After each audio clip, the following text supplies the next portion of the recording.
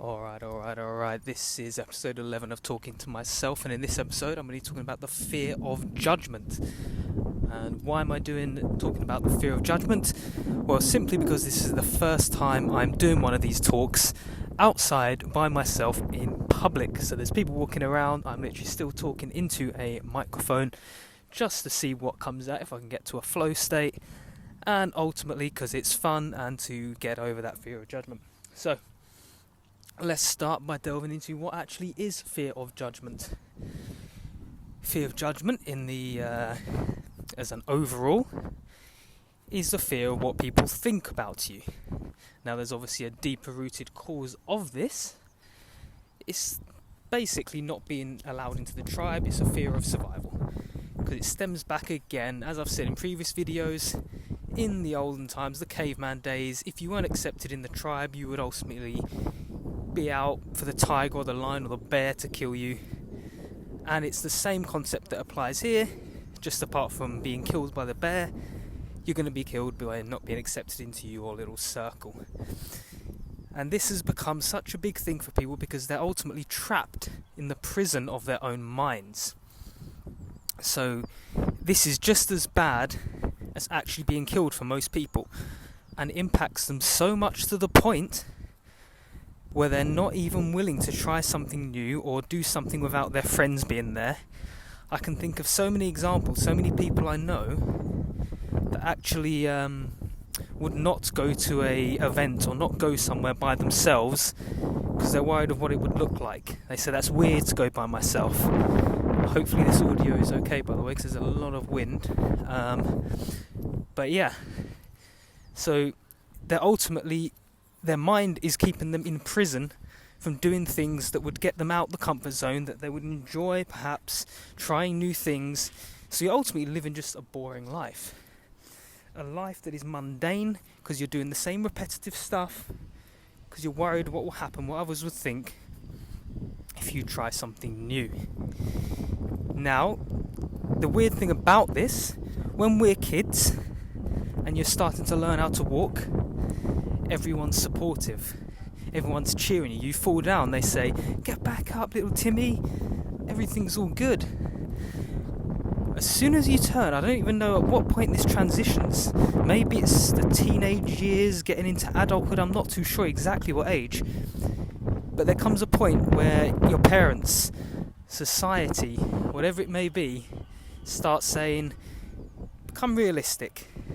There's a goddamn siren thing going on in the background, so hopefully the audio is alright. But anyway, people start going, become realistic. You're not going to be able to do said thing that you wanted to do. You're not going to be able to achieve that. Oh, the wind, man, the wind. I literally cannot escape the wind or the sound of these builders or whatever they are, so I'm just going to have to keep speaking, and hopefully you can still hear me, or myself in the future can still hear me. So yeah, I don't know what age it happens, but it gets to a point where all your dreams get shattered. You're said to be realistic, and I'm pretty sure this stems from other people having tried the same thing and not succeeding, and they think because they didn't succeed or achieve what they wanted to achieve, they ultimately apply that and project that onto you. So you growing up thinking not to get out of your comfort zone, not to be judged, not to try something new, it's ultimately, that's not you. That's just a projection and a photocopy of, say, your mum, your dad, your sibling, your society, whatever it may be, and you've just taken that on as yourself.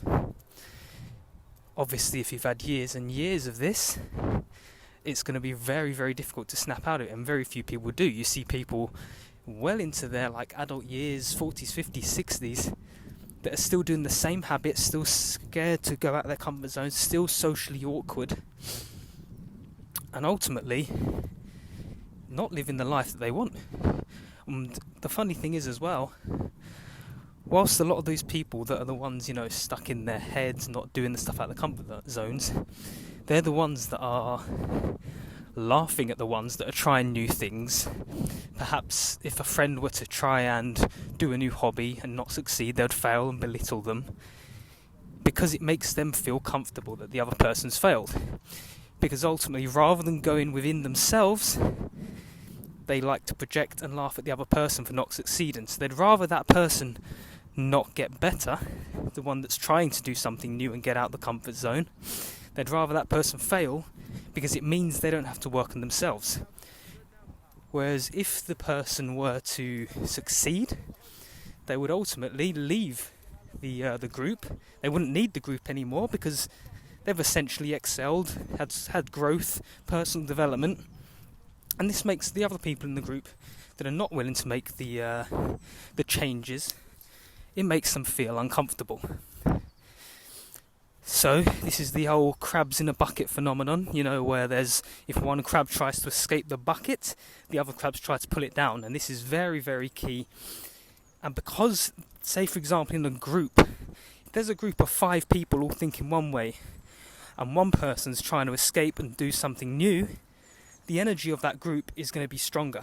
So it takes real force, real willpower for that one person to get out of that bucket, quote unquote.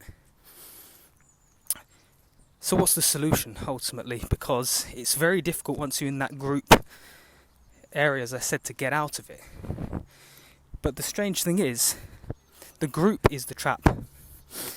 Obviously, I don't mean all having a group of friends is all going to be bad and all that, but this is just as a little overview. And the goddamn truck is still loud as hell. But yeah, we think in society, especially in school, having a group of friends, that's the way you want to be as popular as possible. You want to do everything when everyone can, get popularity, attention, all this stuff. And often the kid that doesn't have many friends in school is the one that gets bullied, laughed at, no friends, whatever. The paradox is, the kid with no friends is probably the one on the right track. Reason for this, the people that are in that group setting, no one actually thinks for themselves in this group. They ultimately are all going along with what the main leader is, what you could call them. So there's often someone with a higher energy, the leader of the pack, that makes a certain rule or says a certain thing, and everyone else just goes along with it, really. There's very rarely everyone thinking for themselves in the group setting. So the thing is, if you're going along blindly with what the leader in the group says, you're going to be doing stuff only within the confines of that group. So if you're in a group that likes football, you're more likely to stick to just liking football and not try anything else. For example, it's very unlikely that someone who's in a football group is going to go out and, do, dance or art. Because in the footballing group, that's seen as odd and unusual. So that's why the group can keep you stuck in your ways, and if you try to escape it, or get out and try something new, you may be shamed, laughed at, guilt-tripped. So if you are in a situation where you're in a group but you want to try something new but you're scared, you're judged, you ultimately have to expect it as part of the game that you're going to be judged. You might be laughed at or mocked, but know that this is you on the right track. So don't feel bad about it. They might say stuff like, you've changed and whatever, but you're ultimately on the right tracks by doing this. And the reason being, you're actually breaking out of your initial identity. So you've formed an identity, layers and layers and layers around you, that's given you, say in this case, let's use the example of like a football group identity. So that is your identity. Anything out of that identity is seen as like lack of survival, death. And what you're doing by getting out of that comfort zone, as uncomfortable as it's going to feel, you're breaking that shell and you're getting into a new identity, a new way of doing things, and you're getting comfortable with the uncomfortable. And the more you do this, the easier it becomes. So the first time you do it, it's going to suck. I'm telling you, it's going to be awful. The more you do it, say for example you go from football to a dance club, and then you want to go to try art or a food club. The second time you do it, it'll get a bit easier. The third time a little bit easier, fourth time a bit easier. So you have to ultimately keep doing it until it gets to the point where it doesn't even affect you anymore. So in conclusion to that point, the things that you fear, you have to just keep doing it. Like I said, the topic of this is fear of judgment. The more you fear judgment, the only way out is to keep doing things that bring up that fear. So a lot of people don't like public speaking. Goddamn wind now. Jesus. So you fear public speaking? Start doing public speaking, and do it gradually. Don't just go from never doing a speech in your life to speaking in front of 1,000 people. Start by, I don't know, speaking in a room by yourself. Then maybe get a camera out and record yourself. Then maybe do it to your friend, then your mum and friends, and then, I don't know, like a group of school friends or college friends, whatever it may be, and then gradually work it up. You have to take the action though, okay? Take the action and build it up. Just, there's a saying, they say get 1% better every day. That's the approach to take, rather than, trying to do 0 to 100. And the other thing to remember as well is to keep going. As I said, when it feels uncomfortable, the chances are you're going to fail or not do as good as you would like to do. At this point, when you fail, there may be some more mockery, but ultimately keep going. Try again. Because ultimately there's, I don't know, I can't tell you a single person that's successful that has not failed. And we need to reframe the failure itself. Failure is learning. Failure is not a bad thing. Without failure, you wouldn't know what to improve, and you can't develop and get better from it. The issue is people fail and they say, I never want to try that again because it was embarrassing. Once again, that fear of judgment comes up. They're worried what people will think, or they'll laugh at them. They say, I don't know, I've lost this now, I've lost my money because of this, I failed, it didn't work out, it's not for me. Was it not for you, or was it just recalculating you in the right direction? So that thing you did, you may need to get better at it first, to actually then it be, a sustainable thing for you. And not only that, we often think that the thing we're trying is we're going to be doing that for life, whatever, I don't know, say you were trying to become a professional footballer, and, I don't know, you got injured and it didn't work out for you. You think, I was meant to be a professional footballer and it didn't work out. The reality of it is, what if training to be a professional footballer developed you with the skills necessary to then, I don't know, become a weightlifting coach or something like that. And that turns out to be what you're good at. So it could just be the thing that you're trying to do is just building you up, giving you the necessary skills to actually do the thing you want.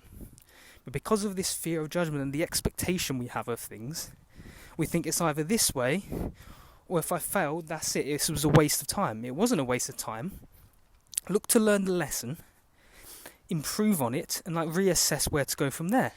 There can be times when it's not for you, and that's fine. But then analyse it and look what is for you.